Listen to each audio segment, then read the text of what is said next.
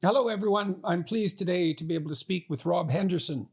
He's a PhD student in evolutionary and social psychology and Gates Cambridge Scholar at the University of Cambridge.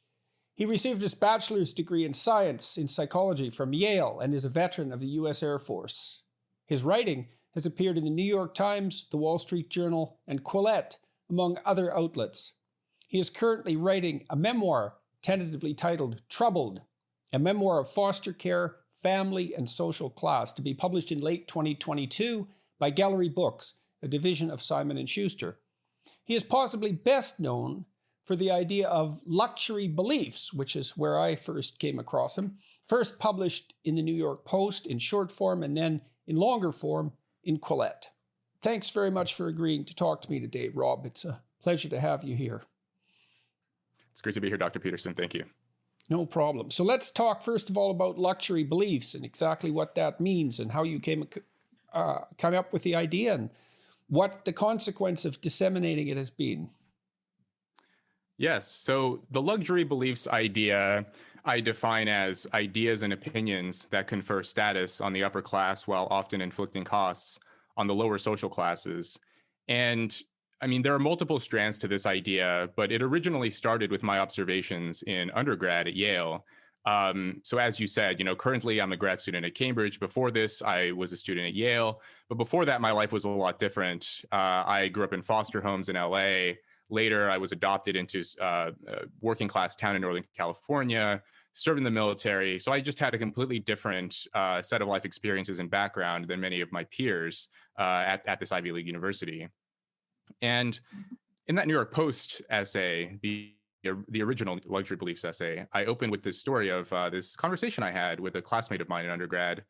We were sort of talking about relationships and career, and she said to me, I just think monogamy is outdated. I just think it's, not really good for society. I think it's just this sort of old patriarchal way of thinking.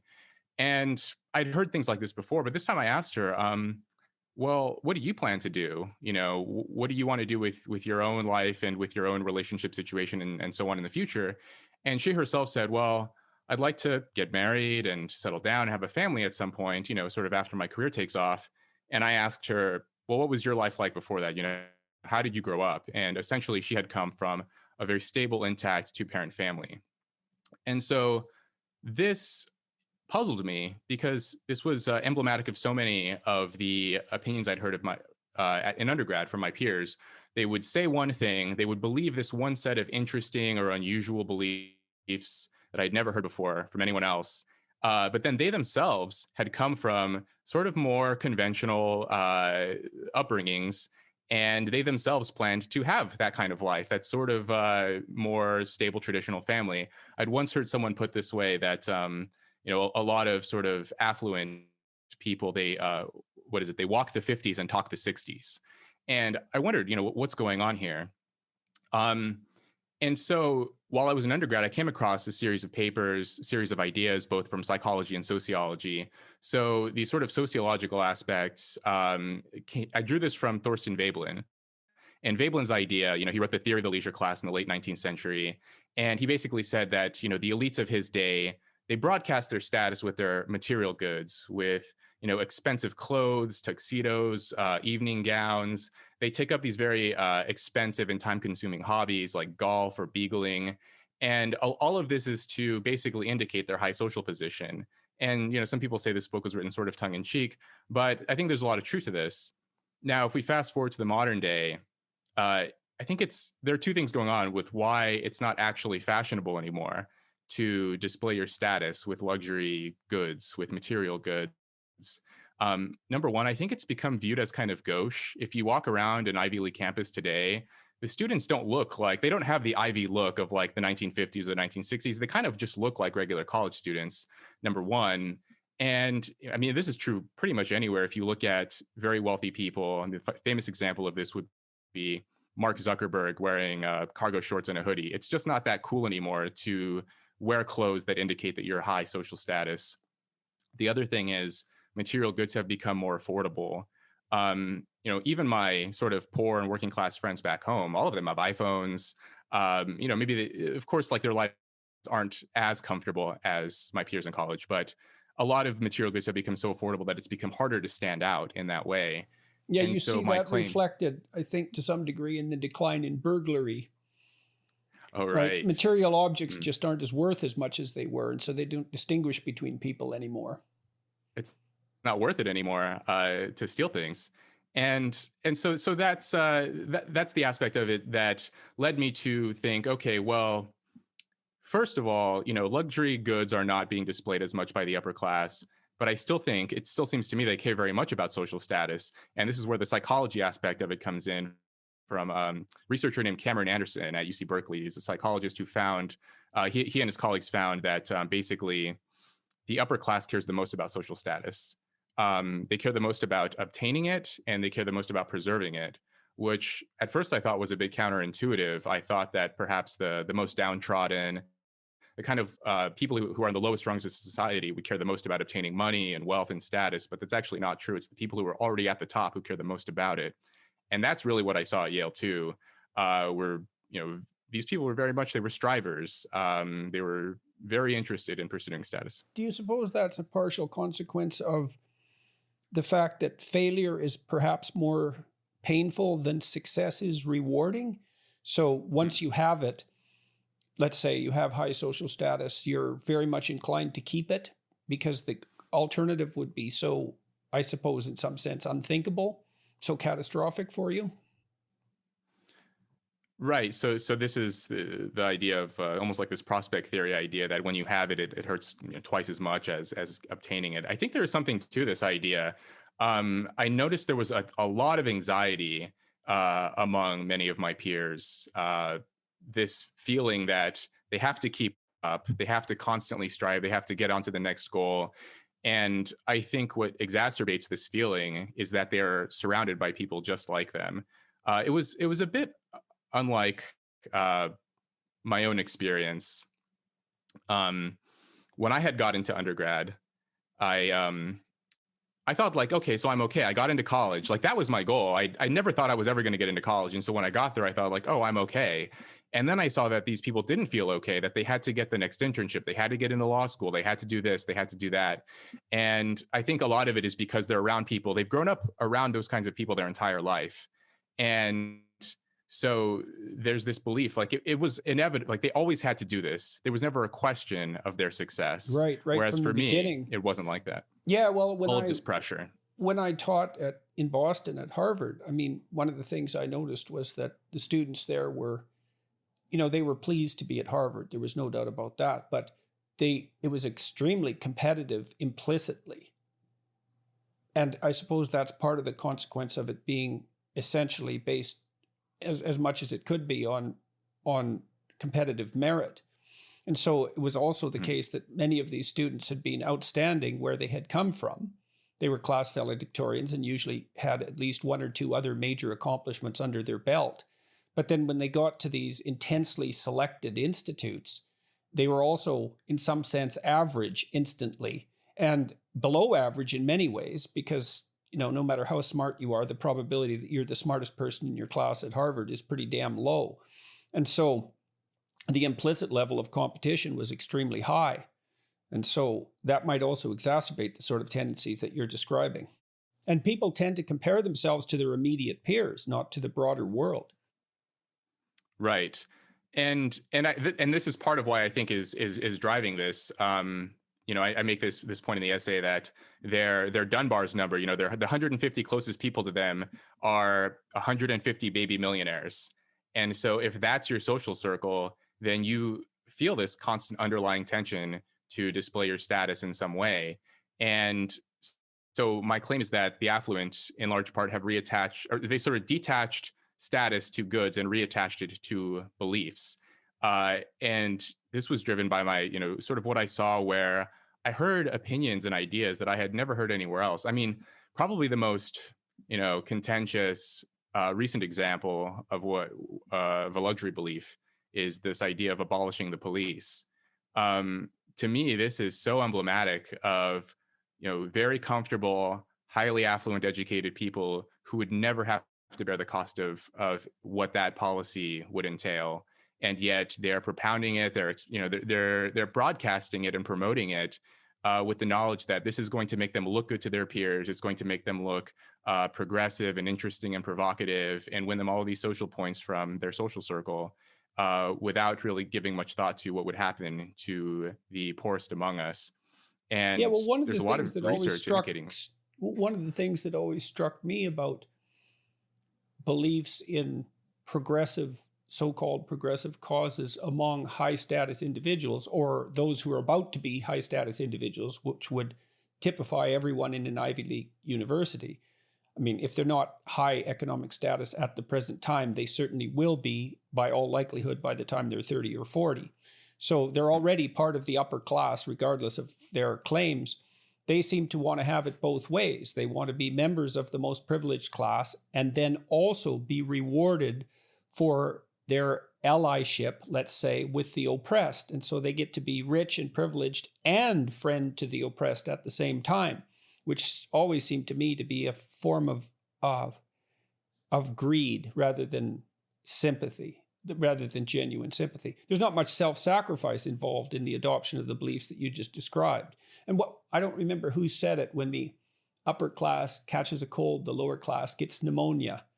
And so these destabilizing beliefs are a lot harder on people at the bottom of the socioeconomic structure than they are for people at the top, who, as you said, tend to get married disproportionately often compared to people who are lower down on the socioeconomic structure. Yeah, there's sort of this sinister theme that I saw sometimes where I would see students, for example, say that investment banks are emblematic of capitalist oppression. And then I would see those same exact students attending recruitment sessions for Goldman Sachs. And my interpretation of what they were doing here is basically they were trying to undercut their rivals. They were trying to undercut their competition. So if you and I are students and I can convince you that investment banks are evil, don't work there, that's one less competitor that I have in my quest to the top. Some people have told me that this is too cynical. I used to think that I don't know as time goes on, I'm less likely. Yeah, well, I was struck too at Harvard by the disproportionate movement of Harvard undergraduates into financial services. So I didn't understand till I went to the United States and worked at that extraordinarily powerful university what a staggering proportion of the students end up in jobs exactly like that. And they are considered very broadly, I would say, among the undergraduates as the highest status jobs. They certainly have tremendously high starting salaries. And I mean, Harvard produced comparatively few scientists, let's say. So yeah, I noticed this. I mean, I've seen the data on this. Something like 30% of undergrads at places like Harvard, Yale, and Princeton, at least 30%, it might be closer to 40%, end up working in either investment banking, finance, or I think tech is the third most popular. Right, and they end up often being consultants and so forth. So, and fair enough. I mean, they're high cognitive ability individuals generally. And so it's not surprising that they vie and they're competitive for the reasons that you described and other reasons. There's powerful socialization at work too. So it's not surprising that they gravitate towards those jobs. But then I suppose, to what degree do you think beliefs of this sort are also motivated by guilt? I mean, I've often seen, in the United States in particular, more well-to-do people tend to put their children in private schools. And I think there's a tremendous amount of guilt about that because they are racially segregated, comparatively speaking, at least along some dimensions. And that's really not an egalitarian thing to do, even though you may be motivated to provide whatever advantage you can for your children. So is it guilt as well as the broadcasting of status, in your opinion?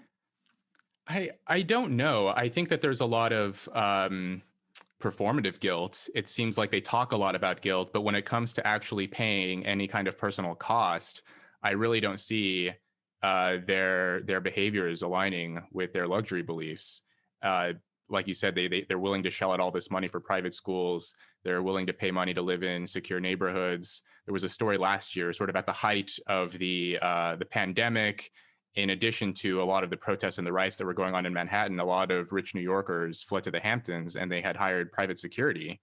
And, that's that's perfectly sensible. I mean, I understand why they would do that, but this is sort of the actions of the affluent that they take. They'll broadcast one set of beliefs, but then privately they'll do everything they can to secure their safety and the future of their children.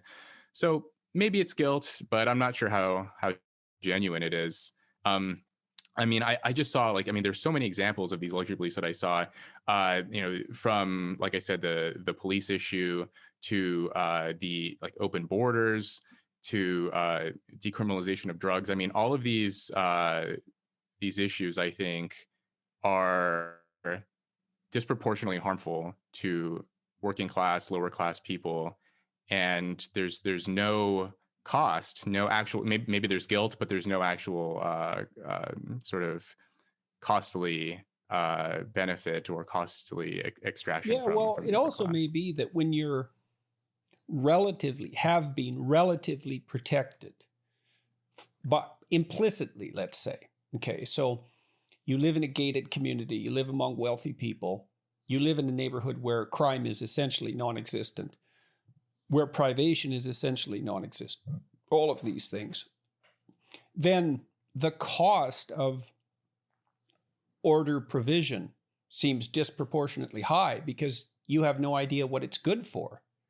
And so you can imagine that you might also be inclined to only look at the negative side of, well, drug criminalization and police funding and all of that, because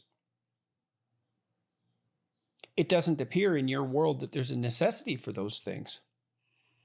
So if you've lived your whole life so comfortably and you've never experienced any kind of hardship or any serious hardship, then a lot of this is taken for granted. Well, at least not the kind of hardship. I mean, it's not like people who are well off don't still have hardship because their families get sick and there's still all sorts of, but they're protected very well from social unrest, let's say.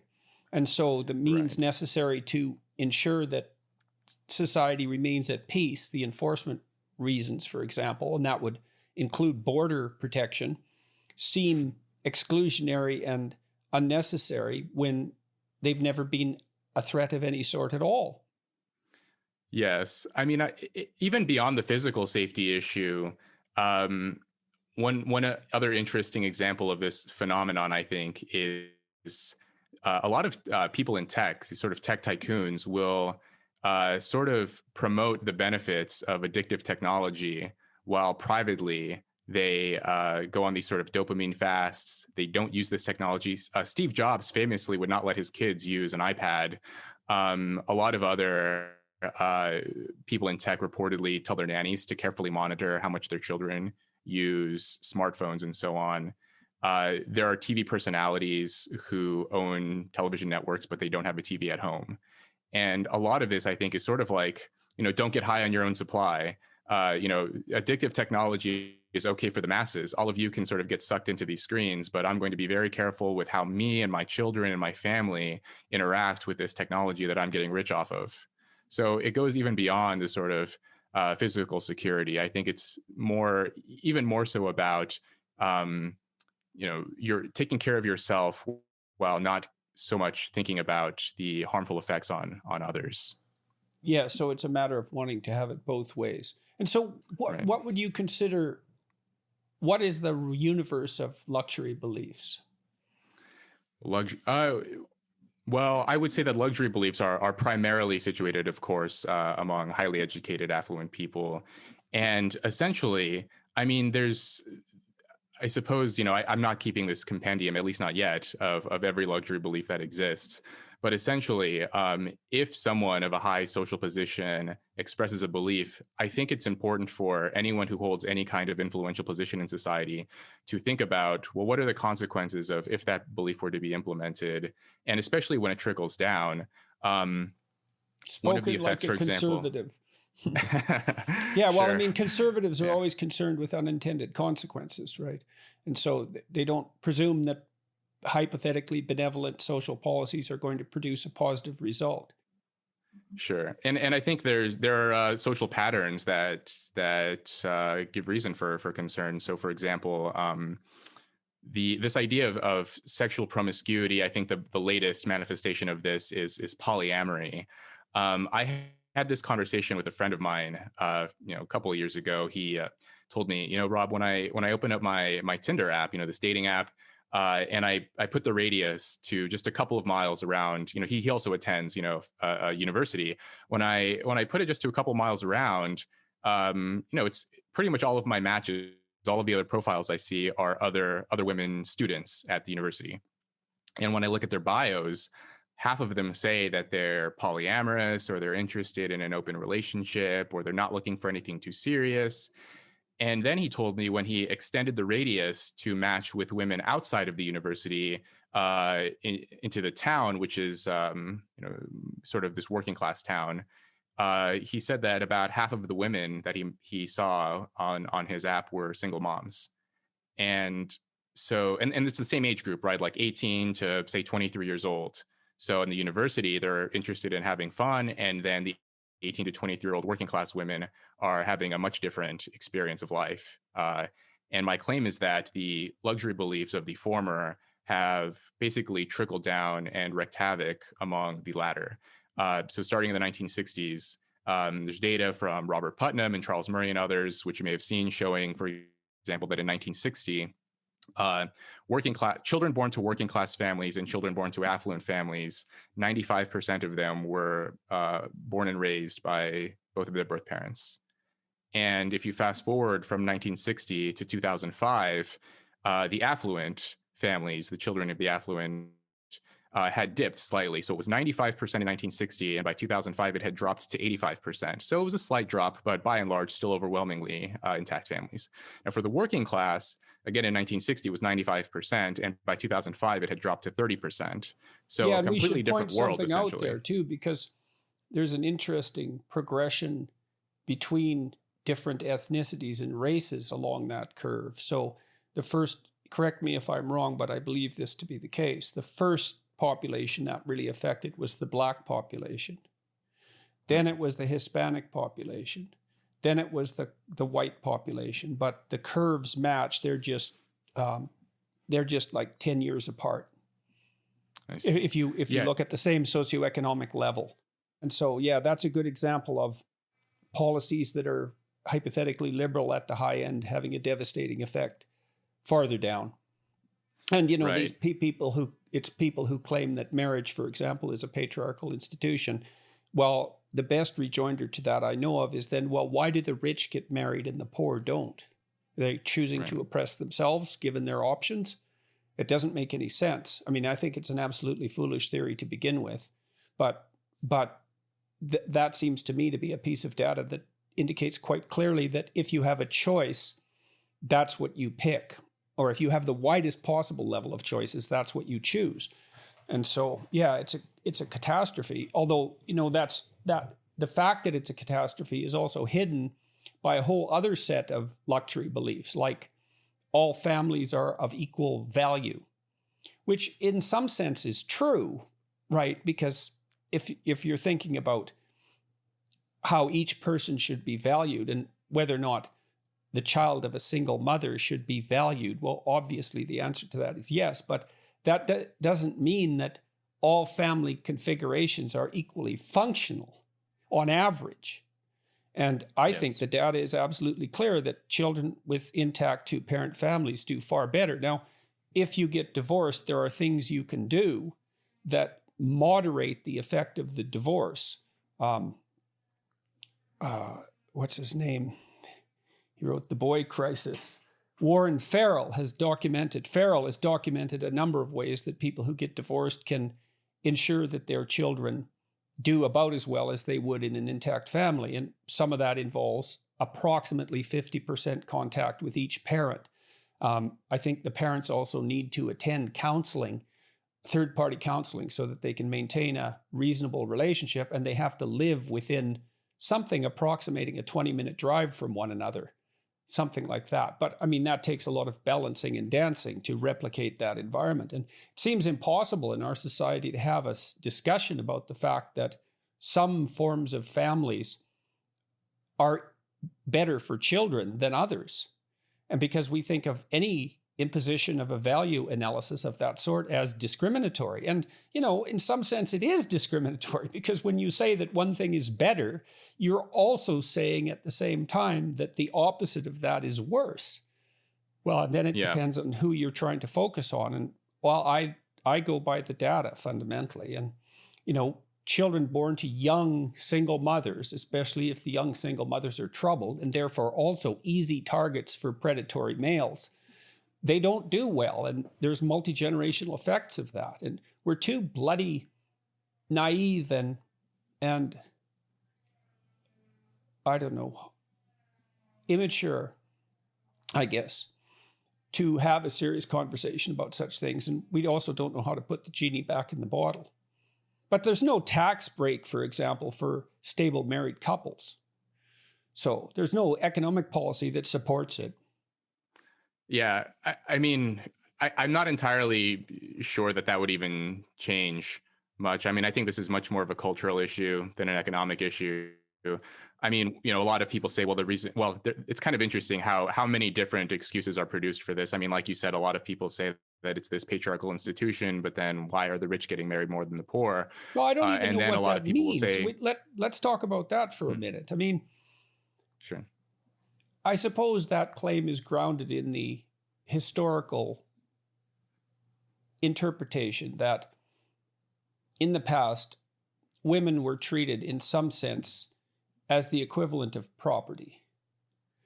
And now, whether or not that's a reasonable interpretation of the past is entirely up for debate, although we could say that it was more true 150 years ago than it is now. But we could also point out that birth control was a lot less reliable.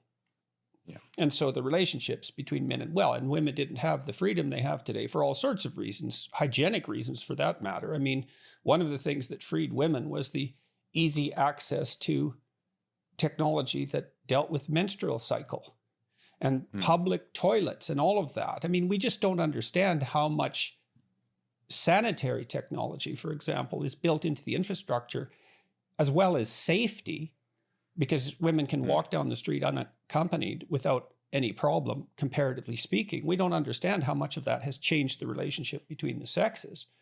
And so there may have been property-like associations with marriage 150 years ago.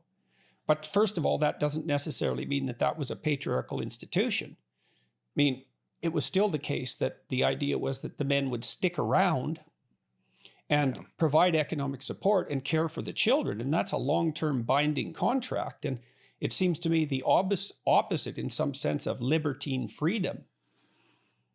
So where's the patriarchy in that precisely? I mean, women weren't equal in some sense, but there are reasons for that.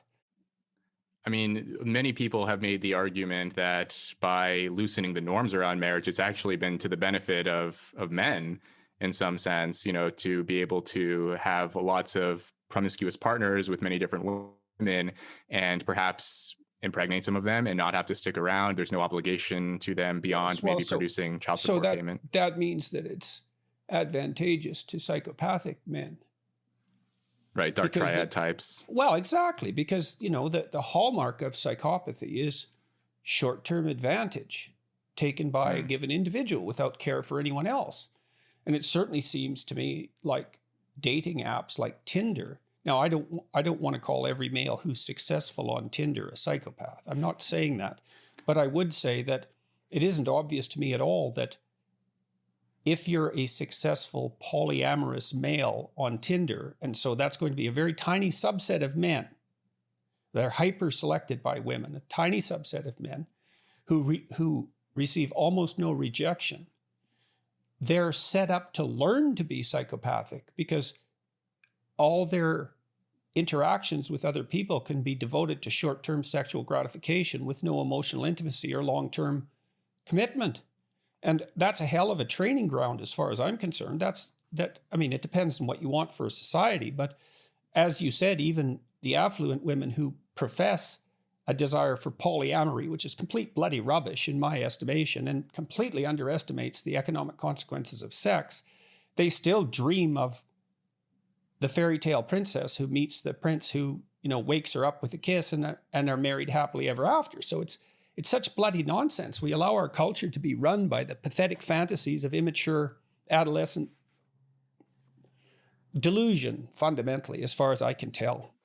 If you've been listening to my dad's podcasts, you know that I've been taking Elysium Health's NAD supplement called Basis.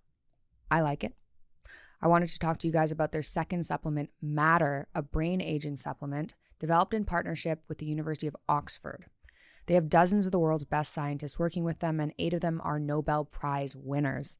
Matter is supposed to slow the brain loss that's associated with memory decline as we get older and start forgetting things. Starting in our 30s, our brains actually begin to shrink. It happens to all of us, even if you're healthy. You lose brain mass. This affects memory, learning, and even physical activity. Lifestyle choices like drinking, smoking, diet, and sleeping badly can also accelerate the process. A ridiculously large portion of the population in America in particular is deficient in vitamins like B vitamins, and Matter can help with that. Matter is patented and clinically proven to slow the age-related loss in the brain's memory centers by an average of 86%. That's insane. If you already take a typical omega-3, and it's just the type that comes from a random drugstore, I do recommend switching to Matter, which contains a really healthy omega-3, 4 times more absorbable than standard omega. Plus, really, most omega and fish oils that you just buy randomly are actually rancid and really bad for you. You have to be super picky about anything that has omegas in it. Many Matter customers have reported improvements in memory and cognition. Obviously, your results may vary. I'm sure we all want our brains to continue functioning optimally for as long as possible. You have absolutely nothing without your health. Take it from me. So we have a special offer for JBP listeners. Go to explorematter.com/Jordan and enter code JBPMatter at checkout to save $45 off Matter. There was a study I saw, I think it was last year, on this very question of who uses dating apps and sort of their personality traits and so on. And they did indeed find, and these were just university students, which, take it for what it's worth, but the people who were using the dating apps, which is about 1/3 of the students in the sample pool, they were sort of more likely to be interested in short-term sexual conquest, not really surprised, more interested and more likely to use drugs and alcohol, more likely to have sort of callous sexual attitudes. I can't remember the exact term they used for this construct, but basically they were more likely to agree with statements like sex is like a game where one person wins and the other person loses. So if you're using a dating app, you're more likely to say yes to that kind of question. So in a way, I think you're right. There's a status element to that. I mean, there's the old trope of notches in the bed frame, and among competitive adolescent males, there's no reason. There's every reason to be competitive about how much you can drink and how many people you can lure into bed. I mean, even if you don't necessarily believe that personally, at a deep level, and maybe you suffer for it emotionally to some degree, even though you might obscure that from yourself, it's certainly something to score points with your peers. And there's plenty of that kind of, that competitive bantering in adolescent, especially adolescent male culture. And I mean, it's not surprising to some degree because adolescent males have to figure out how to navigate the sexual landscape. And they're going to do that in all sorts of awkward and finally unproductive ways. It's not an easy thing to bind or to regulate properly. But I mean, these technologies like Tinder is a transformative technology.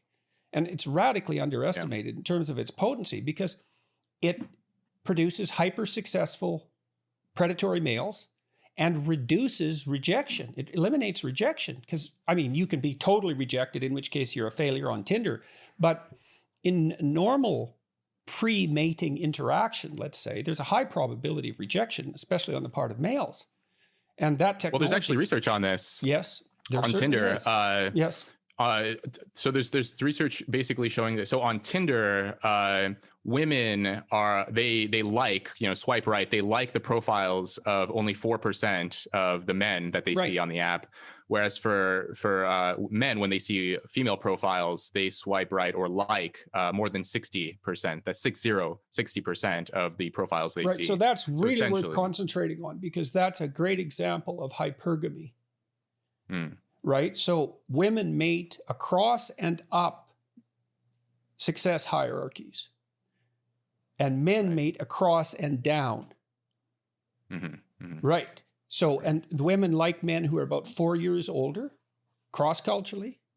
They like men who manifest signs of success, as well as being handsome and personable and all of that. And the reason for that, as far as I can tell, is that they're looking to equalize the economic disparity that exists because women take a harder hit from sex and pregnancy than men.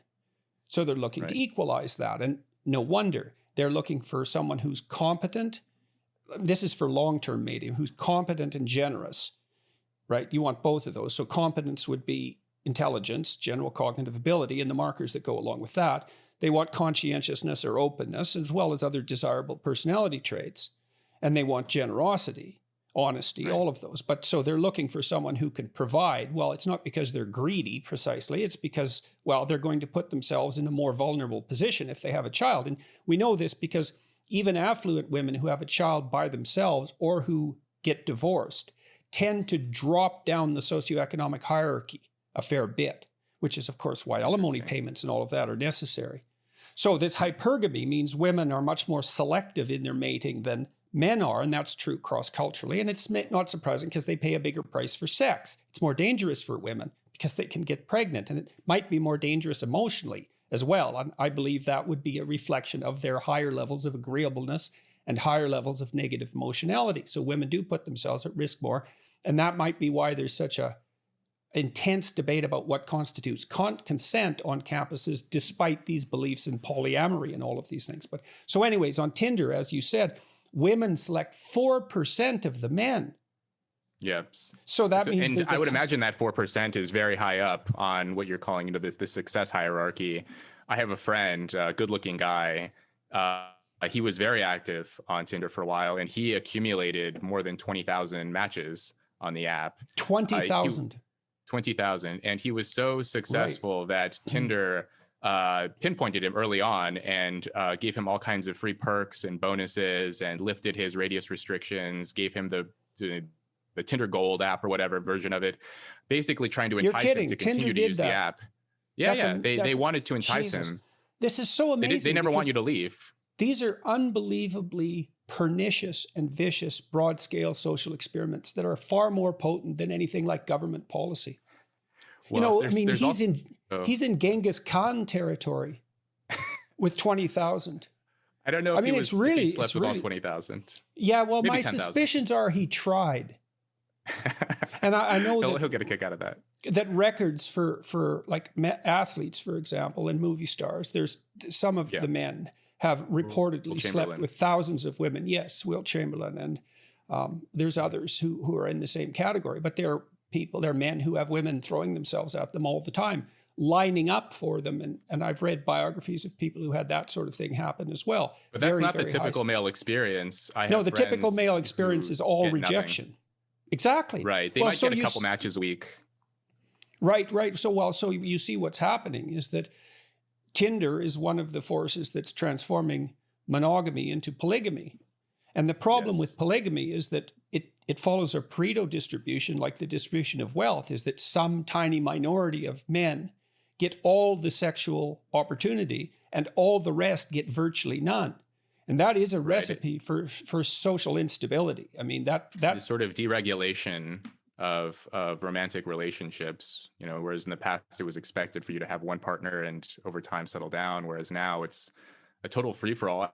I mean, there are aspects to this that a lot of people don't think about. I mean, I talk to young people, so I have younger friends who I talk to who are sort of very active on the apps and in sort of the dating scene, and they'll tell me things like it's even easier to cheat. So in the past, if you wanted to be unfaithful to your partner, it was risky because, essentially like you had the same social circle, you had the same friends, everyone knew everyone else. But now with the apps, you can match with someone who is completely outside of your social reality, outside of your partner's social reality. You can have a very discreet rendezvous. No one will ever know about this. Ghosting has become more common. I don't know if you know about ghosting, but it's basically where you're in a relationship with someone, and after you have sex, once or however many times, then you just vanish. You never see that person again. Delete delete them from your phone, block them on social media. You never have to see them again. And there's no So social cost to this. That's a real psychopathic conquest strategy. Yes. Right. Yes. Because the psychopaths, they tend to form relationships that are very predatory and then disappear. Because that way their reputations stay intact as long as they can continue to disappear. But I'm interested in what you had said before about whether this is actually sort of cultivating psychopathy in young people and young men, where, in the past, typically a psychopath would do that on their own. But now with the apps and the technology, removing all of the friction from, breaking up with someone or having to communicate with someone that you no longer want to see them, I think a lot of people who ghost others, they're not even thinking in those terms. They're not thinking, I want to maliciously hurt this person, or I don't care about this person. It's like, it's easy. You press a few buttons on your smartphone and you can move on to the next conquest. And I think a lot of people wouldn't act that way otherwise. Well, the question would be, what happens to you after you do that 4 or 5 times? Let's say you're not particularly psychopathic to begin with. It's like you learn what you practice. And I would say, look, if you're using people continually as a means to an end, and I think sex is probably the most effective way of doing that, then you're establishing a pattern of interaction between you and other people at perhaps the deepest possible level. And so if you do that repeatedly, first of all, you're certainly not engaging in anything that might be regarded as a meaningful or deep relationship. Quite the contrary, you regard that as excess baggage that's an impediment to your next conquest, so to speak. So how would that not? I mean, now you said there was research on Tinder. Has there been research on the relationship between the dark triad and these hyper-successful men? Well, I've seen research on dark triad and Tinder use, and people who are high on dark triad do tend to be more successful, accumulate more partners. Specifically, whether this is related to gender and whether men are more successful or more likely to hurt others using these apps, I haven't seen anything on that. I have interestingly seen, I think this was from Pew, where they broke down the data by education level. And they asked people questions like, have you ever been harassed on this dating app? Have you ever met someone on a dating app who inflicted physical harm on you?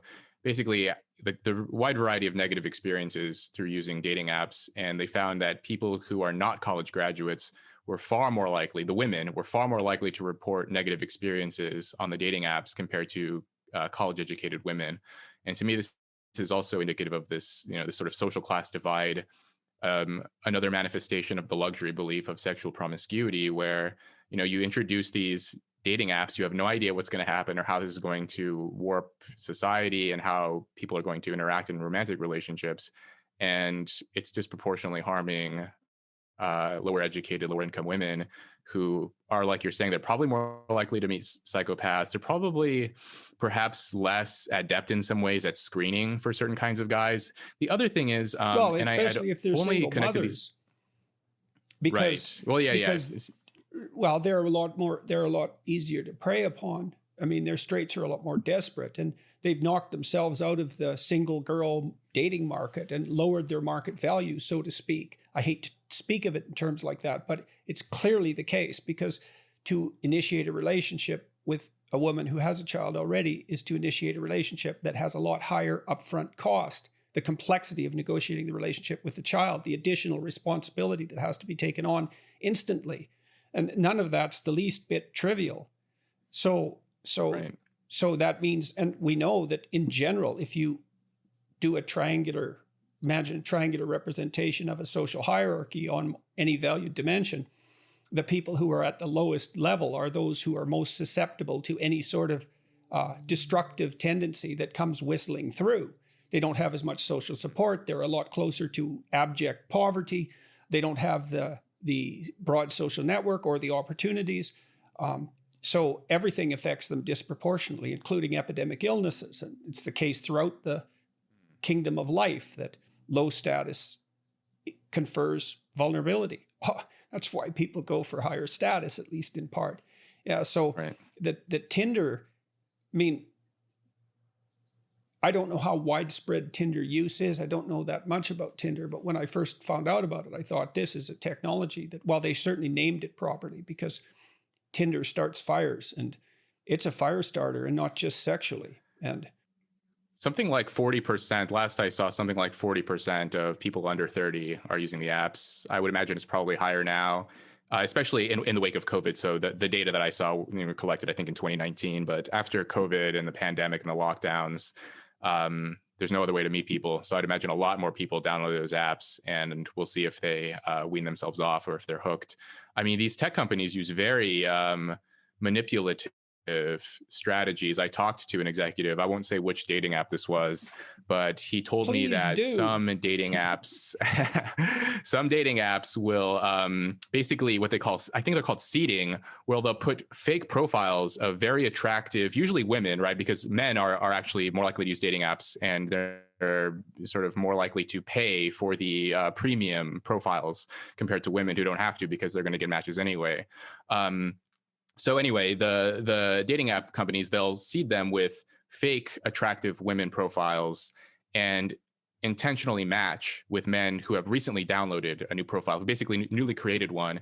And the idea here is that if they download the app and they immediately match with an attractive woman, and then they usually have a couple of conversational exchanges like, hey, how's it going? Good. How are you? And then that's it. The robot no longer responds to the user. But the reason why this is done is basically to give them a little hit, right? It gives them, it's like drugs. It's give them a little hit. boost, and now they're hooked. It's a major hit.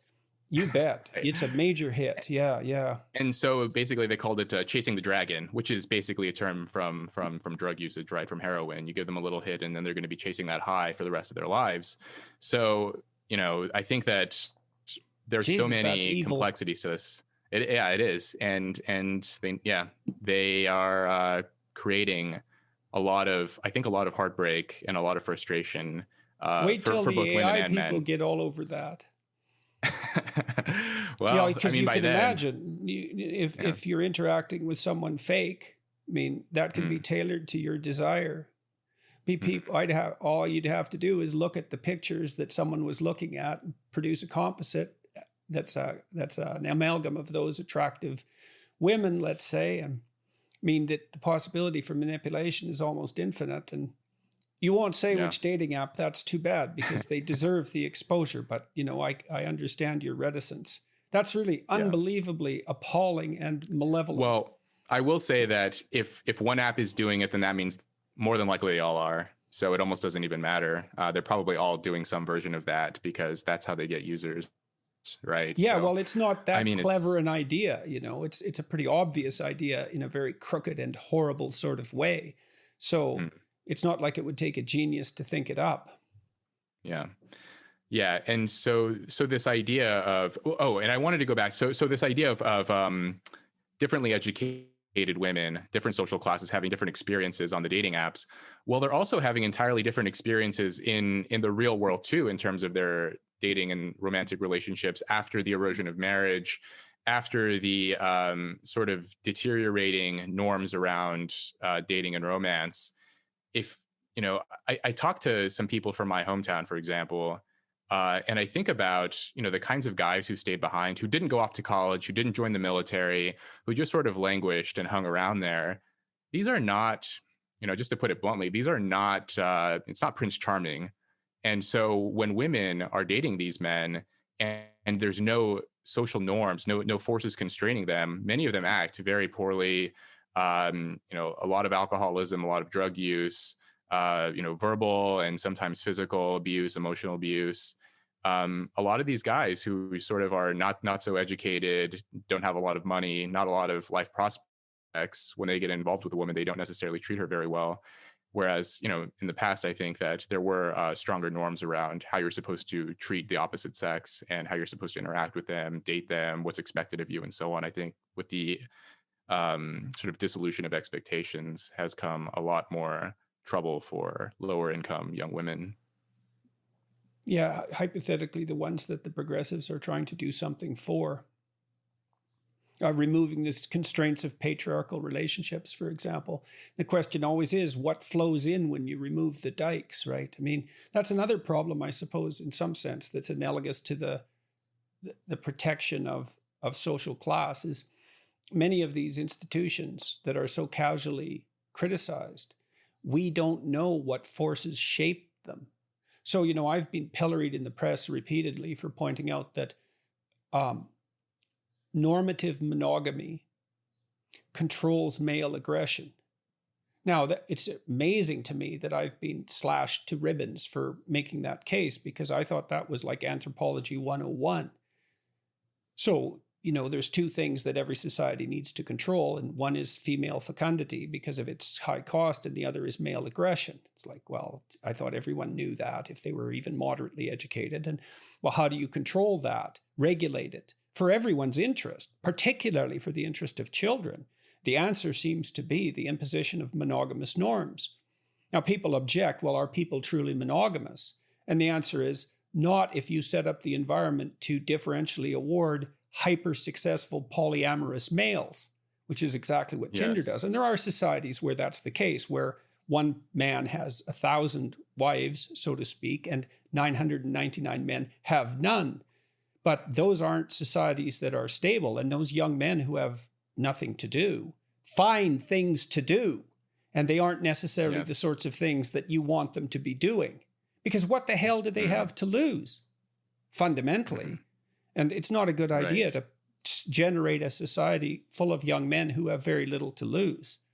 So, and it is an appalling thing that the privileged classes are more likely to disparage marriage, let's say. And these ideas trickle down over time. They sort of permeate throughout society because elites, affluent, educated people wield disproportionate influence, whether it's through media, pop culture, fashion. Do you know, here's something cool. Yeah. So do you know that names drift down the social hierarchy? Huh. What? I haven't heard this before. So influential upper class people will produce a name for their child. And then that name gets popularized all the way down the social hierarchy until it becomes passé. And becomes more and more common as it drifts down. So this influence that you're describing, you can measure it everywhere. They're the fashion leaders, they're on the cutting edge, and everyone imitates. And so... Yes.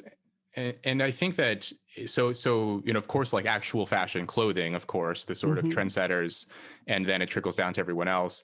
I didn't know this about names, which is really interesting, but I think it is also for sort of moral beliefs as well. One idea that I've sort of been playing with, maybe this is, a little bit dangerous for me to say, but I've been thinking about this, who was championing sort of colorblindness, integration, this idea that, we should treat everyone on their merits and so on. I mean, whatever, 50 or 60 years ago, this was a very progressive idea, and it was mostly championed by highly educated people, more affluent people. They also tended to lead the abolitionist movement in the US and so on.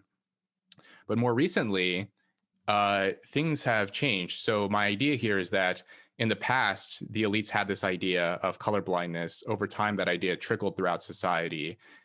Such that now today, if you talk to a typical middle class or working class Western person, they do tend to basically believe in colorblindness. Their racial attitudes are basically like, who cares? And it's not an important thing in their lives. And so now that the elites have spread this belief, how do they once again distinguish themselves from the hoi polloi, from those middle and working class people? They once again have to make race an important feature of our social reality. So now I have to comment about your theory there for a sec, if you don't mind. Sure.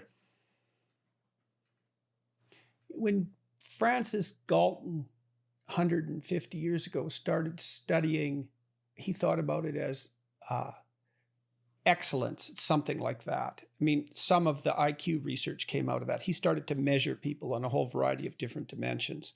But his conception of excellence, of superiority, let's say, wasn't so much cognitive capacity the more differentiated sorts of things that we might measure today and associate with some degree of value: conscientiousness, creativity, intelligence.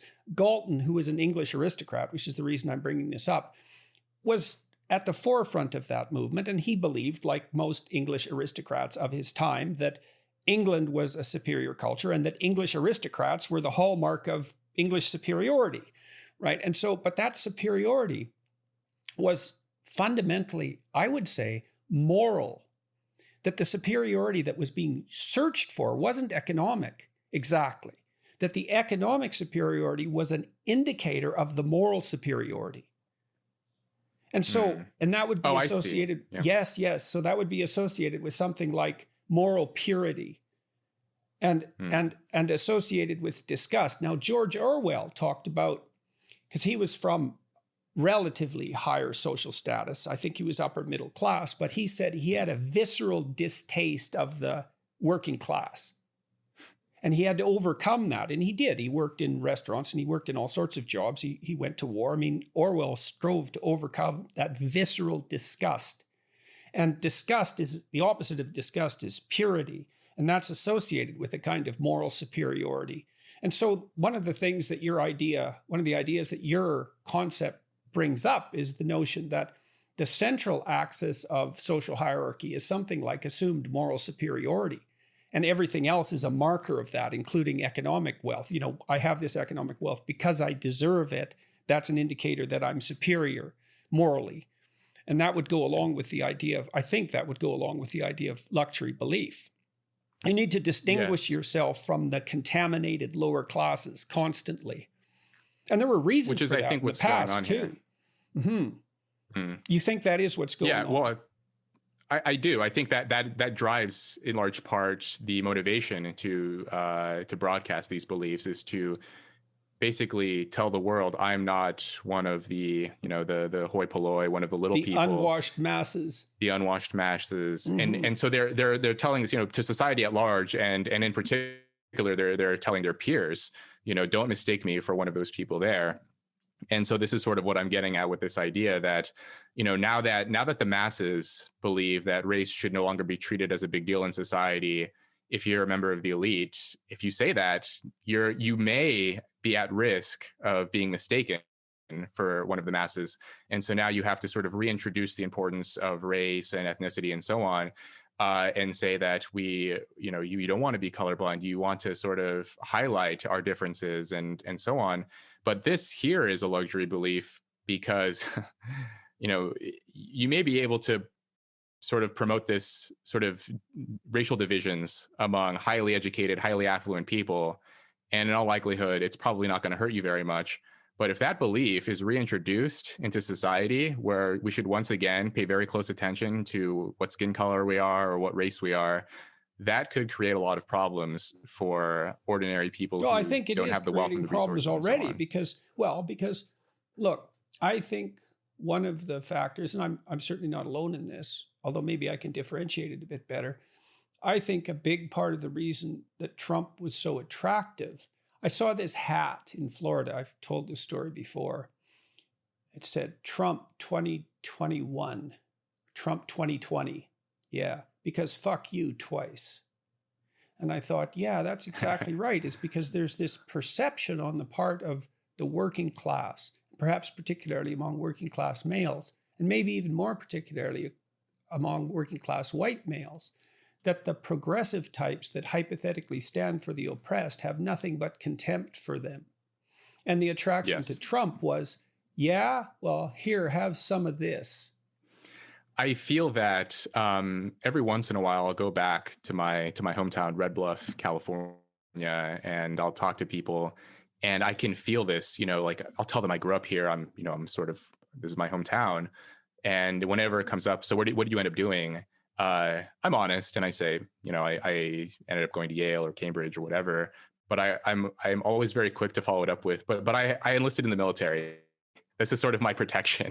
Like I was in the military before I did all this other stuff, because I can sense, like when I say I go to Yale, there's this sort of moment of awkward silence, and I can tell they're sort of updating their view of me, and probably not in a good direction either.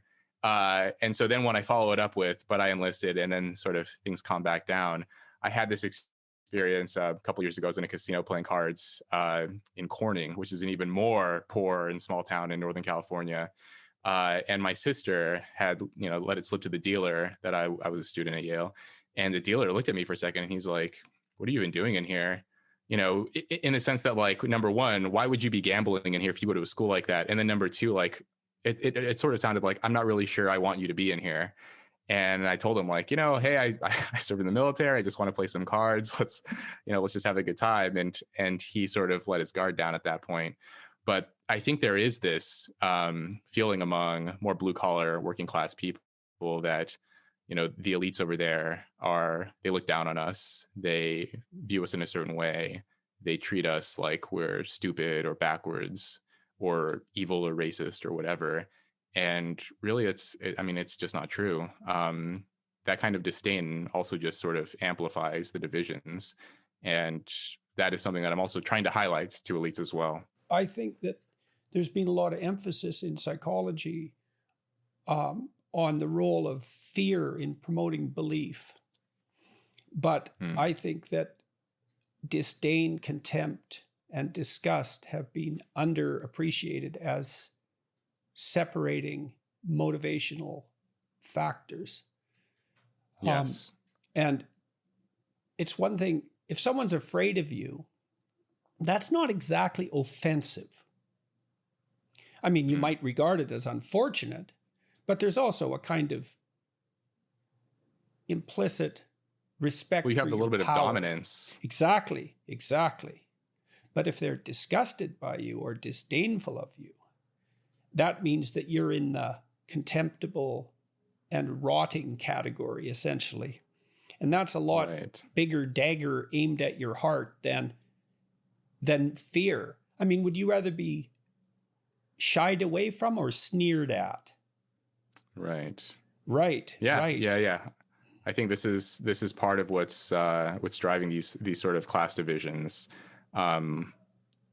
That the sort of working class and lower class, they feel that there's this disdain for them on the part of the upper class. And this is part of what I'm trying to highlight too with this idea, is to basically say that, like, there are these divisions, social class exists in America. And this is something that we need to be thinking about whenever we broadcast these silly beliefs that no one believes in. And what blows my mind is that, the data are freely available. You can see what the majority of Americans believe about the police or voter ID laws or drugs or what have you.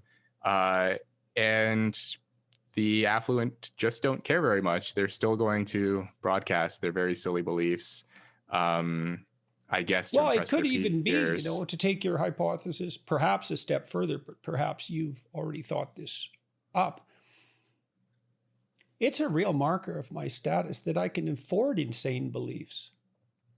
Look how crazy I can be and still survive. Well, it's right, exactly. It's costly like I signal. Can take exactly. It's exactly that. It's like a peacock's tail. I can laden myself down with this palpable absurdity.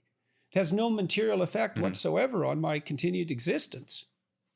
So the peacock is dragging around this very heavy, colorful set of tail feathers and can still survive. And the sort of highly educated, affluent members of society can drag around these very expensive, costly luxury beliefs that clearly have no correspondence to reality, and they can still survive.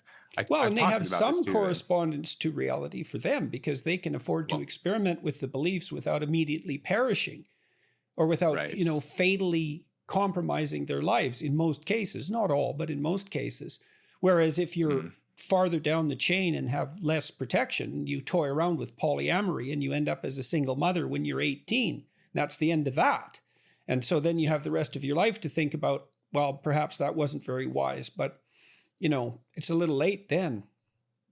Yeah. Well, you can believe whatever you want. If you are a graduate of a top university and you are economically comfortable, you can have whatever set of beliefs you want. And in all likelihood, you'll be just fine. But, I want to underline that because you are the most sort of sealed from the consequences of your beliefs, and at the same time, you wield the most influence in society. It's very important to understand, if you have a belief and you're trying to implement it into policy or to sort of erode or create new norms or whatever, just be very careful with what it is that you're doing. You can treat it as a game and gain status, but in the longer term, this is going to hurt. It's going to hurt a lot of people. It's going to hurt the very people that supposedly we care the most about. So what have been the consequences for you of being known for this kind of theory? You're a student at Cambridge, you're in psychology. You were an undergraduate at Yale. I believe you were an undergraduate at Yale. Were you an undergraduate when you wrote your essay on luxury beliefs? No, that was during my first year here at Cambridge in 2019. It's been an interesting experience. I was a little bit nervous when I first wrote it, simply because of the way things are going in universities. I had a very sort of turbulent introduction to university life, to campus life, when I first entered undergrad. So this was in the fall of 2015. It's kind of funny. So in 2015, so I had just gotten out of the military in August. I started class in September. And a couple weeks later, I saw that Jonathan Haidt was giving a talk on campus. And I had just read his book, The Righteous Mind, about moral psychology, which is an interest of mine. And I thought that that's what his talk was going to be about. But the entire talk was basically about, are universities meant to equip students with the ability to seek truth, or is it meant to keep them safe and protect them and shelter them and so on? I went to this talk totally confused, because that is not what I expected him to talk about. That's not what I knew Haidt for. I knew him for his research, his psychology research. Right, so but I he didn't wrote really, the coddling of the American mind as well. And that hadn't come out until I think the next year or the year after. Okay. So I only knew Haidt as the author of The Righteous Mind. And I didn't have the context for what that talk was about, because I was basically an outsider to this kind of world of, free speech debates and, what is the purpose of a campus and all of this stuff.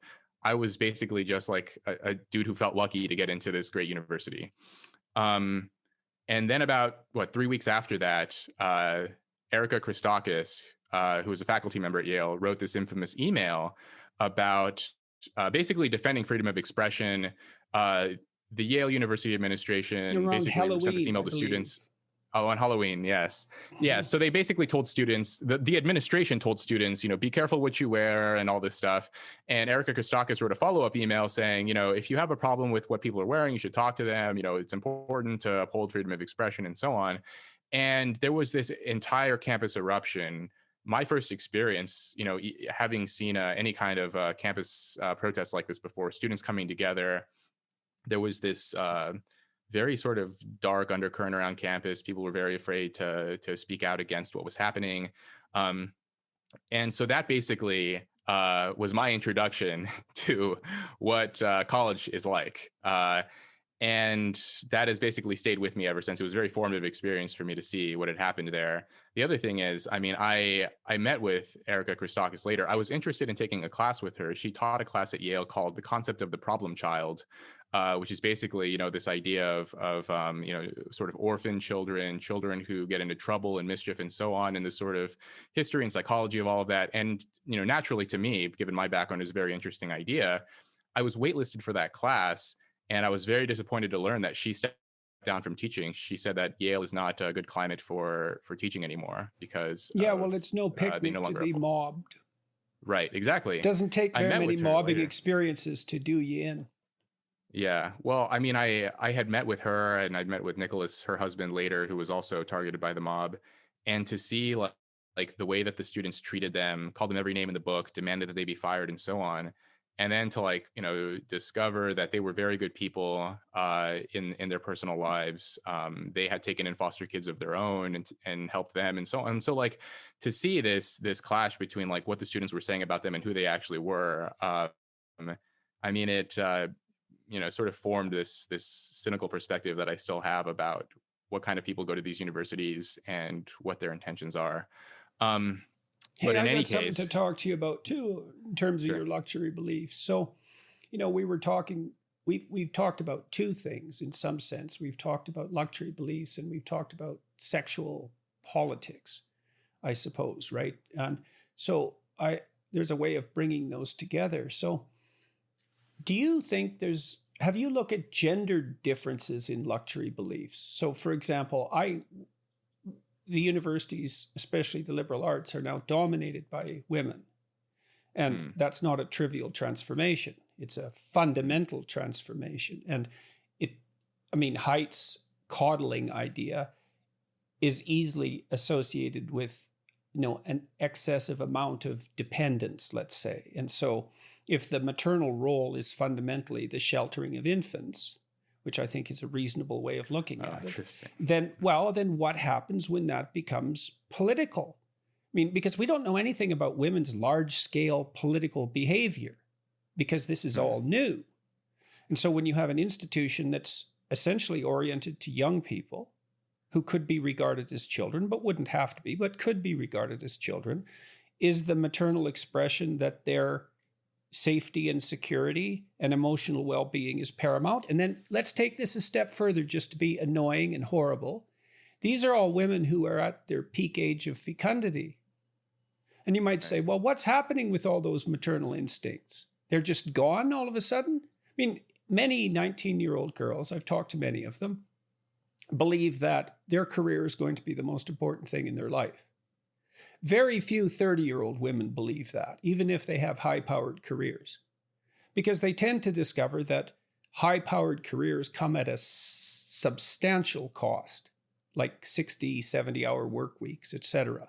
And so that life might be best spent in the bosom of family and friends and with children, etc. That's where much of the true value is. And most women figure that out by the time they're in their 30s, which is why high-powered law firms, for example, have a hell of a time retaining their extremely competent and highly valuable women. No one likes to talk about this. They wouldn't talk about it in the law firms that I consulted for, many of them. All the women would talk about it privately, but never publicly. The discussion was always about how the law firms weren't doing enough to support women with their children. And all the women knew that wasn't true. That wasn't what was going on. And the law firms were bending over backwards to try to accommodate them because they wanted to keep their high-performing women for obvious economic reasons. And so we have all these young women who dominate institutions now, especially the humanities and liberal arts in universities. It's like, well, is that the reason that security and safety and the sanctity of the home, this is a community, this is a home? It's like, no, that's not what a university is, actually. But that's what it could be. So what do you think of that? And these are discussions that no one will have, obviously. Yeah. I'm sorry to put you on the spot. You can tell me to go to hell if you want, because you're probably already in enough trouble, but. No, I think it's an interesting idea. I'm just not entirely sure if that's what's happening here. Maybe. I guess maybe it would depend on the level of analysis we're talking about here. I think at a more proximate level.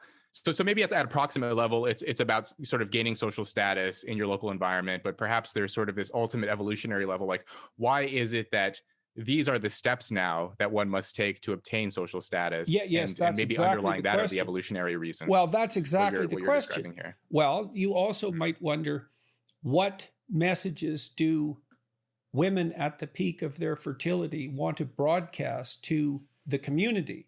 To the men. And to the men and to the women, for that matter. And it might be, I'm a caring person. Well, yes. Why? Why would you broadcast that specifically? Because we're looking at all sorts of potential values you could broadcast, right? The luxury values that are selected appear to be ones that are putatively associated with compassion. It tilts hard in that direction. And Haidt has shown that, because liberal types and the luxury values that you're describing seem to be associated with progressive liberalism. Tremendous amount of that is driven by compassion and lack of harm, rather than more conservative values, let's say.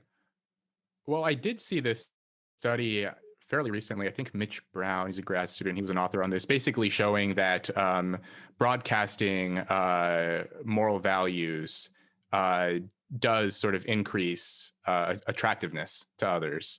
And I can't exactly remember what the specifics were, but they were sort of involved around social justice, about caring for the oppressed and the downtrodden and so on.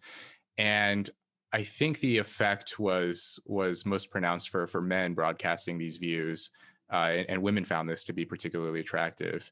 But But I could imagine like it would go the other way too. Although a lot of the sort of evolutionary psych papers I've seen on sort of mating psychology, it doesn't, I mean, men seem, especially young men, seem most interested in appearance, like far, far more than any other sort of personality or behavioral dimension among the women. But it's possible. I mean, what you're saying, that maybe it's not so much about, trying to impress the men, but maybe just community as a whole, or their fellow their peers. It also might not be a matter of impressing. It might be a matter of a particular form of orientation taking a new target.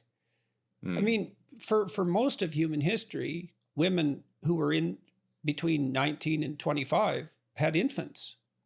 Right. Okay, so now they don't. Okay, so that's not like that's not a trivial transformation. That's a fundamental, earth-shaking, dramatic transformation. And so we would expect that to have no political impact whatsoever. Yeah, I mean, it does seem to me that it's unlikely that it would have zero effect. I guess my question would be, why now then? Why would it? I mean, because women have been going to university now for 50 plus years. Right, I think but they've been the majority. They didn't dominate. Well, right. they've dominated. I mean, I think they've tipped past 50% since I think the early 90s.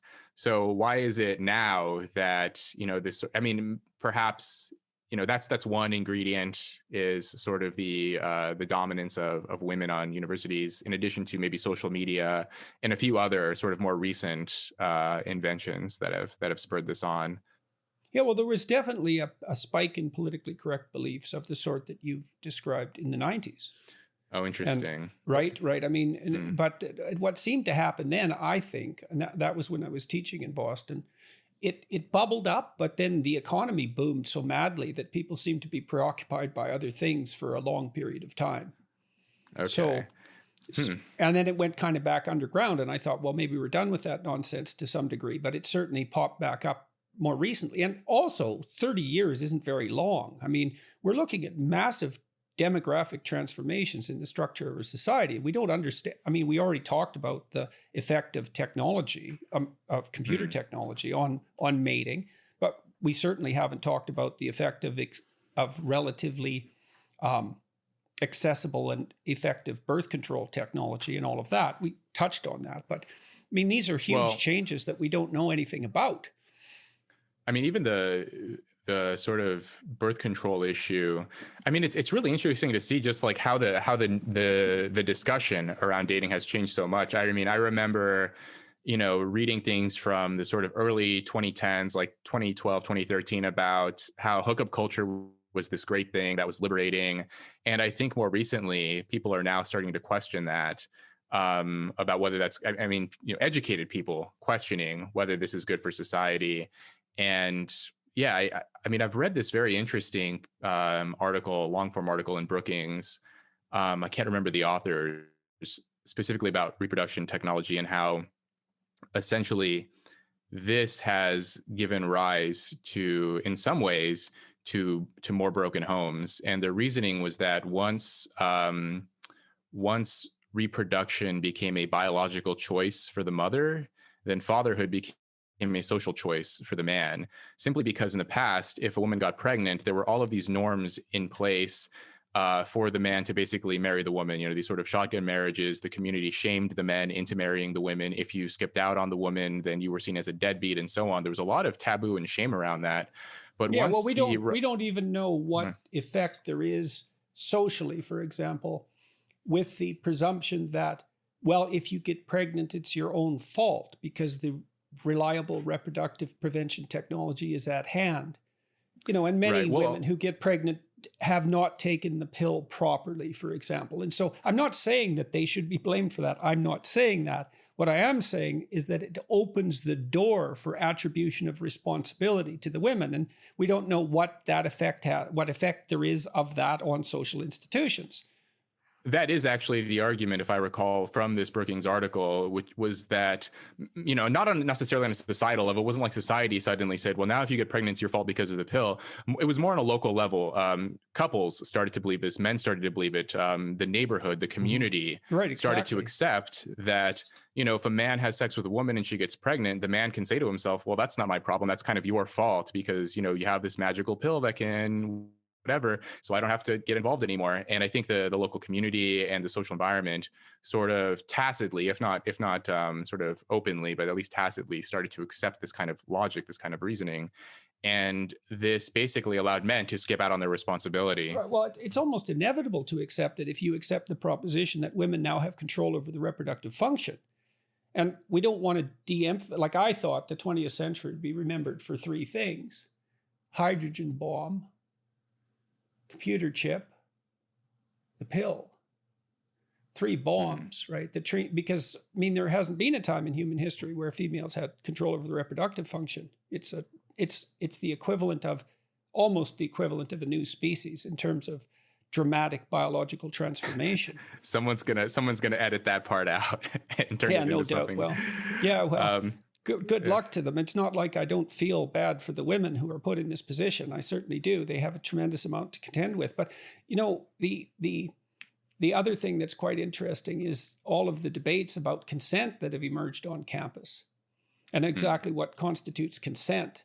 Because the 60s hypothesis in the wake of the pill was, well, sex doesn't really matter, so any consent will do because it's now become a trivial endeavor. That was the theory, right? It's just sex. Well, and AIDS put the blocks to that theory very, very rapidly. And no one likes to talk about this because there's many things we don't like to talk about, but the AIDS virus mutated to take advantage of promiscuity in a major way. And so promiscuity distributed AIDS and contributed to the manner in which it manifested itself. And so sex turned out to be a dangerous force in multiple dimensions apart from mere reproductive, danger. The other sexually transmitted disease were reasonably controlled with antibiotics. So I find it interesting that people are so just reluctant to talk about the importance of sex as an incentive. There's a lot of discussion in society, for example, about economic incentives, about jobs, professions, economic inequality, and so on. But there's not much talk about the role that sex plays. From the sort of evolutionary perspective, sex has been around since before we were human. Sex is still going to be around long after humans have gone extinct. Like, sex is universal. It's what drives every single species. But I'm just surprised at how often we overlook it as an incentive for behavior and how fast things are changing in the realm of sex. I just saw this statistic from the Washington Post showing that from 2008 to 2018, the amount of sexlessness among men under the age of 30 has doubled. So in 2008, 15% of men under age 30 reported not having sex in the past year. And by 2018, it had doubled to about 30%. And for women, it increased slightly. It was something like 10% in 2008 to like 15% in 2018. So there was a slight increase. But for men, it has doubled to the point where about 1 in 3 young men are reporting that they haven't had sex in the past year, which is a very new thing. Despite the mating apps. Right. But despite the apps, despite even more support supposedly for sexual freedom and for polyamory and novel relationship arrangements and the further sort of devaluing of the importance of sex, more people are having less of it, men and women, but especially young men. Yeah, well, my understanding is that's damn near epidemic in Japan. So what's happening? A tremendous number of young men in Japan are falling into that category. And in fact, this society has become increasingly sexless, even among young people. That's reflected to some degree in the declining birth rate. But now it's been a long time since I looked at the statistics, but that's my understanding. And so if it happened there, it's not surprising that it, might happen here. And that might be a consequence too of this emergent polygamy that we were describing, is that all the spoils are going to a very few men. Of course, there's also the the effect of pornography, which is a substitute. And, that's Yes. also, I don't know much about the literature on pornography use and the relationship between it and actual sexual activity. I have read some ominous things about the increase in failure to achieve erections among young men, that at least in principle is a consequence of pornography use. But I don't know how reliable that is. Data that married men are more likely to experience divorce if they watch any amount of pornography, and it's sort of the more pornography they use, the more likely they are to get divorced. I think that this is another. I mean, this is a very recent invention too, sort of streaming digital pornography. I've heard that researchers are having difficulty even studying this simply because they can't really find a control group. There's no young men who don't watch porn, at least have never not been exposed to it, and so this is a very difficult thing for them to even study. Well, it's another indication of the emergence of polygamy, because it's virtual polygamy.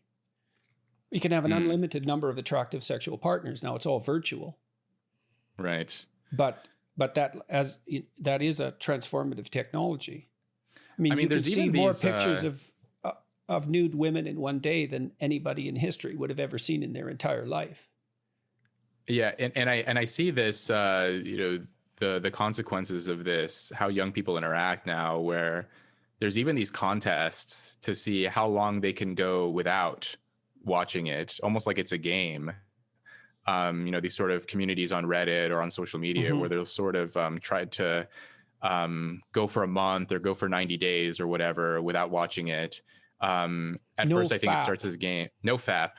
And they're trying to, I think, on the one hand, it's sort of a game for them. It's a contest. But on the other hand, I think there is this underlying, but beneath this sort of joking around about it, I think there is this view that like, this probably isn't good for us. And let's see if we can get off of it. And let's see if we can stop. And I don't see like how this isn't changing people. I mean, I feel very fortunate because I came of age just before, fast internet and all of this stuff had started taking off, like right before YouTube, all of this stuff. And I can imagine that if I was if I was 13 and all of this stuff had existed today, like I'm sure it would be warping my brain in one way or another. I mean, between the internet, between social media, and then of course the digital porn and the endless images. I don't know how like very young boys are dealing with this new technology. Well, it's very difficult for society to structure itself around monogamous norms. That took a lot of work. And when that's taken apart, it's not at all obvious how to put it back together. Mm-hmm. So, and it does appear that we're seeing the consequences of that. The consent issue on campus, I think, is extraordinarily interesting because it isn't what you would have expected. It isn't what anybody predicted, right? We thought with the relaxation of sexual norms that there would be this possibility that sex could become casual. And there is an insistence. It's so strange to watch, and this is associated with your luxury belief idea. On the one hand, we have this absolute insistence by the progressive types, especially, that any and all form of sexual expression is not only acceptable, but to be celebrated, no matter what the form is. And on the other hand, we have this insistence that sex is so dangerous that the culture is best conceptualized as a rape culture, and that every step of sexual interaction between a young man and a young woman needs to be documented, like formally and perhaps even in writing, because that has been proposed at some universities. And so there's this perversity about the twin insistence, right? It's all forms of sexual expression are laudable and freeing, right, yet it's so dangerous that every bit of it has to be documented, and the fundamental orienting structure is something like rape. I wonder if this has something to do with just sort of sociosexual orientation of, whoever happens to be expounding the belief. So if you tend to be a person who's had your heart broken or had a lot of negative interactions, maybe you had the expectation of monogamy and then you sort of have one too many negative experiences, then you may start to be very preoccupied with the issue of consent. I think that's exactly what happens. I think that, so, we talked about people being shielded from the consequences of their luxury beliefs. And they're shielded to some degree. Right. But my suspicions is that the relationship between sex and emotional intimacy is a lot tighter than people want to presuppose when they insist that all forms of sexual expression are laudable. It's just not the case emotionally. And those people, the ones who are supporting or promoting the complete sexual freedom, they may just be sort of less sensitive to having negative sexual experiences because, like you're saying, all of it is fun, all of it is free, there's all of it is laudable. And so for them, if they have, experience that someone else might view as negative, for them, it's just not a big deal. And so this is why they're promoting more of an open sexual culture. Could easily be different. They could be high in openness, say, so exploratory, and low in agreeableness. So, they're not as associated. They're not as likely to form immediate empathetic this bonds. Itself may be connected to your earlier question about sort of the growth in the number of female students on campus. There's been interesting research from so John Berger, I think I'm getting his name right, wrote a book called Datonomics, where he goes he discusses at length the role that sex ratios play for social interactions, for romantic interactions. And basically he found that on campuses where there's more women than there are men, there's much more hookup culture. Women expect less of the men. They report that, like, basically feeling despondent about their chances of getting a boyfriend. Men, on the other hand, seem to have a much more enjoyable time. They report having more sexual partners, feeling more upbeat, feeling more hopeful, having more hookups, and so on. Whereas on university campuses like Caltech, where there tend to be more men than women, it's actually the reverse, where women are more likely to have a boyfriend, to be more satisfied with their romantic situation, and so on. And basically and this has been documented in across cultures in different cities, different societies, and so on. And basically the idea is that when there's a large number of women and a scarcity of men, women have to compete for that small pool of men, and they're more willing to basically modify their behavior in ways that men find appealing, which, oftentimes is sort of short-term casual sex, hookups, sort of very casual situations. Whereas when the reverse is the case and there's a scarcity of women and a large number of men, then men tend to modify their behaviors to be more oriented toward long-term relationships, towards commitment and emotional connection, and so on. And so as universities become more dominated by women, and the sort of sexual, their satisfaction with the sexual landscape declines, then maybe this is related to some of what we're seeing, of course, maybe with consent and some of these other social justice issues that we're seeing, that a lot of it may be sort of driven by sort of dissatisfaction with the romantic landscape and the way that men are behaving. A sense of being exploited. But then I would be interested to know if in those universities where there's a relatively smaller proportion of men and the men report being more satisfied, I wonder if that's the median or the average, right? Because I would bet it's the average. You think so? Because I was thinking that in those situations, it would still be a relatively small minority of men who are getting all the sexual attention. Now, it might be better for the mean. Well, wouldn't that mean that the mean satisfaction would be high, whereas the median might be lower? That is, sorry. Yes, you're exactly right. That's exactly right. Okay. So there'd be a fair bit of variation around the mean as well. Yeah. Right. So, yeah, I would agree with that. There's a lot of like sort of interesting findings. I think this was a study from MIT, which showed that like something like half of the graduates of MIT, male graduates of MIT, graduate as virgins, and I think that this pattern has also been found in other top universities as well. And so this probably goes to this idea that a small number of the men at universities are accumulating more. Well, that would go partners. along with the 4% rating, 4% description of Tinder. And so what happens is that where there's a relatively small number of men, that competition between women becomes incredibly intense, but for a very small fraction of the men. And because those men have endless short-term options, there's no satisfaction on the female side with regard to anything past, a short-term casual relationship. I saw this really kind of amusing study. It was in PNAS of this idea of sexy selfies and in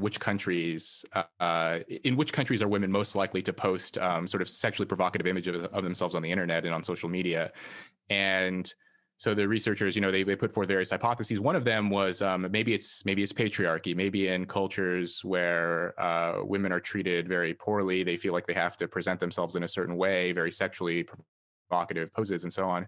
But that's not what the researchers found. What they found was that in countries where income inequality tends to be high, that's when women are most likely to post sexy selfies. And their conclusion here was that when women are competing for a shrinking number of highly successful men, they're more likely to pose in provocative ways on the internet in the hopes of capturing their attention, which is maybe what we're seeing on Instagram and on various other social media apps, where I think there is this sort of, like, I don't know, tilting towards more and more sort of pornographic adjacent content in the hopes of capturing more attention.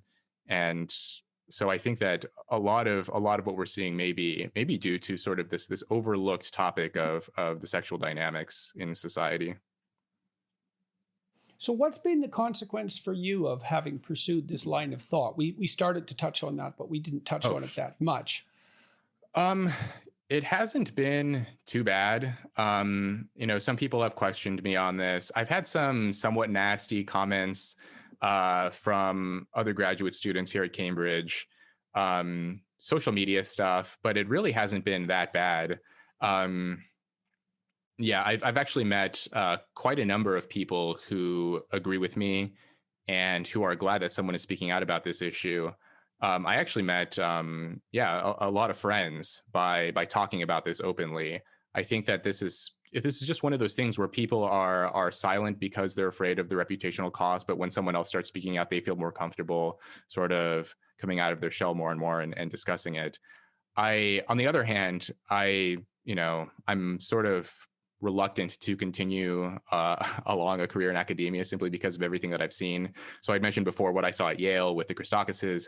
Part of the reason why I came to Cambridge, there are many reasons, but one of the reasons why I came here was because I thought it would be different. I thought that the sort of social mobbing and the sort of student protests, and I thought that was I hoped that it was an American thing. And I thought that, well, maybe if I go to England, things will be calm. Maybe things aren't as political over there. And within a matter of months, two things happened. One was you were supposed to come here to be a research fellow, and then you were disinvited because of the student protests. And then two, there was a young postdoc named Noah Carl who was supposed to, he's a postdoc here, and he was fired because of student protests as well.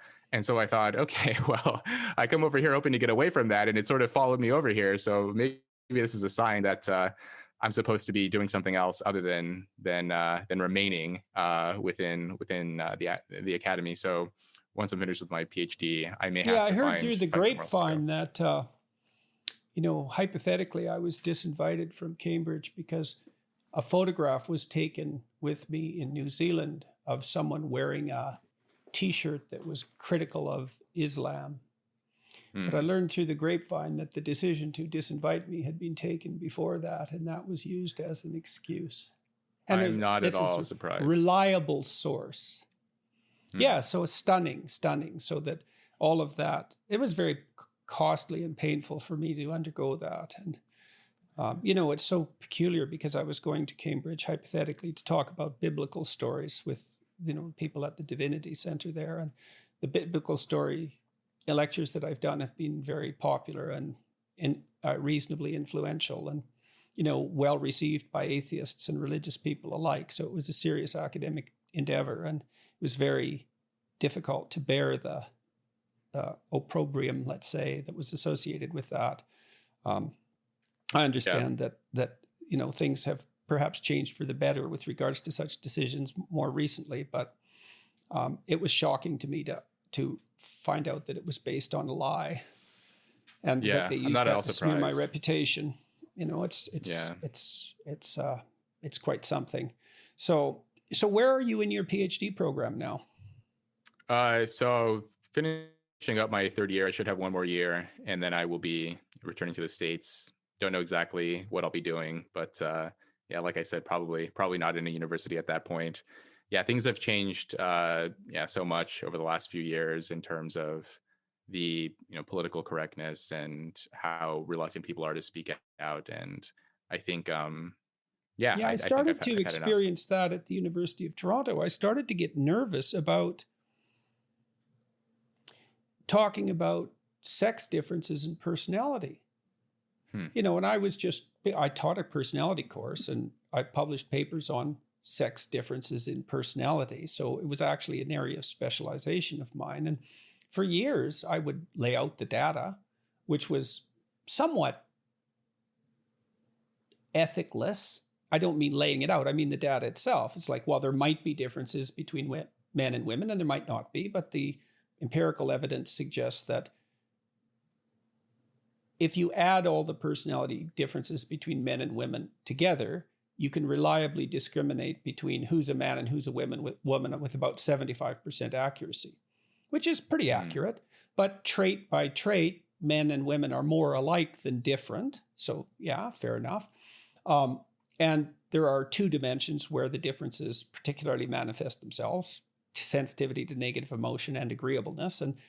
And so that's that. And then those differences are bigger in egalitarian countries than in non-egalitarian countries, which is counterintuitive and surprising and shocking and interesting. Yes. I talked also about holds that true for dark triad characteristics, by the way. So psychopathy, narcissism, and Machiavellianism, the gender gap is larger in more egalitarian cultures. You may not be surprised to know that, but I found that pretty interesting. I mean, it sort of falls in line with all the other research you're describing. Yeah, it's very interesting that more egalitarian policies magnify some differences. They ameliorate, in Scandinavia, the preferred age gap between women and men is somewhat smaller than in non-egalitarian countries. So there are some phenomena that do modify towards equality with egalitarian social policies, but lots don't. Anyways, I started to get nervous about lecturing about those sorts of things. I thought, geez, I'm nervous about this. Isn't that strange? Yeah.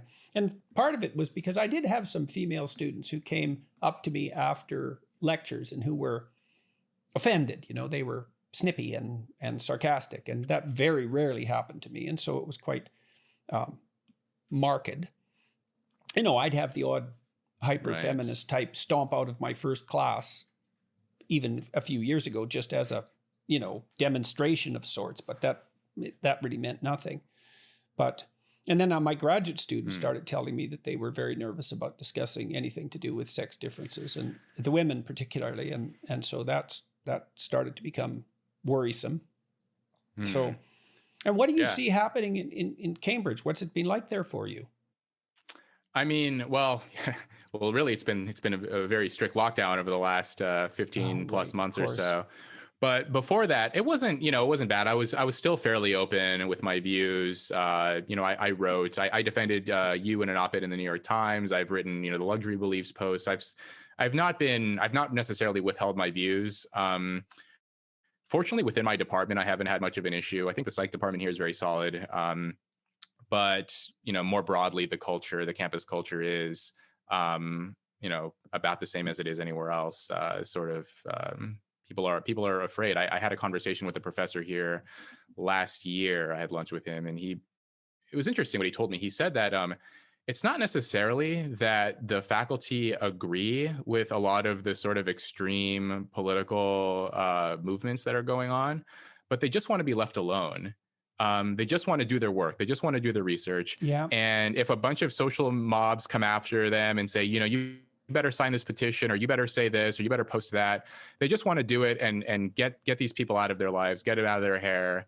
And so they're not ideologues, many of them, probably most of them are not, but they just want to sort of get back to their lives, and they'll just do whatever they have to. They're selected for that. I mean, to become an academic, a research academic, you have to be obsessive about some specialization, and you have to wall yourself off from everything else and pursue that, because otherwise you're not publishing your 3 papers a year or whatever it requires to maintain your academic status. It takes a tremendous amount of specialization. And so We set up universities to put up walls around people who were willing to specialize so they could do exactly that.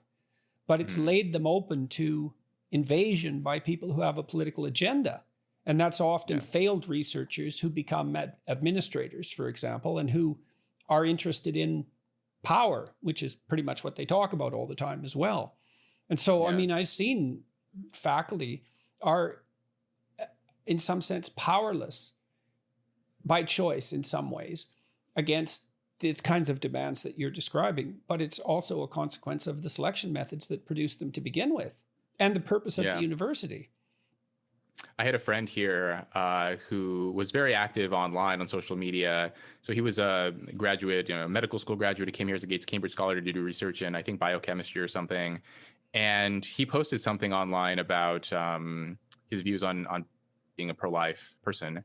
And his PhD supervisor and people in his department were getting all kinds of calls, saying that they had to let him go, that they should fire him, they need to kick him out of Cambridge and so on. And, they didn't kick him out, but they told him, like, you have to take down your social media account because we just can't have people constantly calling and emailing and harassing and so on. The activists just make it so costly to have an opinion that people just sort of, they sort of silence themselves. Why would you want to get involved? They just sort of acquiesce to it, not because they agree, but just because they don't want to have to deal with the burden. It's a sort of clever strategy, I think, on the part of the activists. That's something that I'm interested in too, is just like who tends to be attracted to those movements and how effective they are. I mean, I've seen academic papers retracted because the journal editor, they posted something like, we had to withdraw this paper because the journal editor received credible threats of physical violence. Like, you can literally threaten to kill the journal editor and then they'll just take out whatever paper you want them to take out. I mean, it's very interesting to see that this is the world we're living in. Yeah, well, it's no joke to be targeted like that, and it's not surprising it shuts people down. It's really hard on. I mean, it's understandable. Yeah, I don't begrudge anyone for doing it. A lot of people don't. Yeah, they just don't have the stomach to deal with that level of notoriety or controversy the way that you and others have. Yeah, well, it isn't obvious that I've dealt with it either, so I'm still here. But that's about all I'd say about it. It certainly hasn't been. It's been terrible. And so I took your personality test shortly after it came out when you still had the discount going, and I scored in the 9th percentile in agreeableness. So I think that might have something to do with why I'm okay with sort of taking on some of this heat. Yeah. Well, the thing about disagreeable people is that they will say what they think. Yeah. Yeah. So was that compassion or politeness? Do you remember? It was very low on politeness and a little higher on compassion, but still like pretty low on both.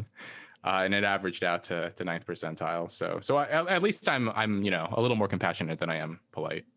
Mm-hmm, mm-hmm. Well, 1 in 10 isn't that low, really, all things considered.